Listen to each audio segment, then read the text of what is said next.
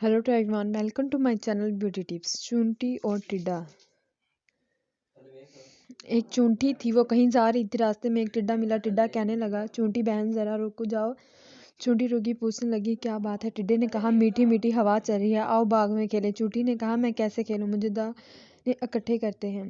जब बरसात आएगी तो छोटी छोटी चूंटियां क्या खाएंगी, मुझे घर भी ठीक करना है, बरसात के पानी से घर टूट सकता है। टिड्डे ने कहा, हम तो खेलते हैं जी। एक दिन बादल आए, बारिश होने लगी। टिड्डा भीगता हुआ आया, चूंटी का दरवाजा खटखटा कर कहने लगा,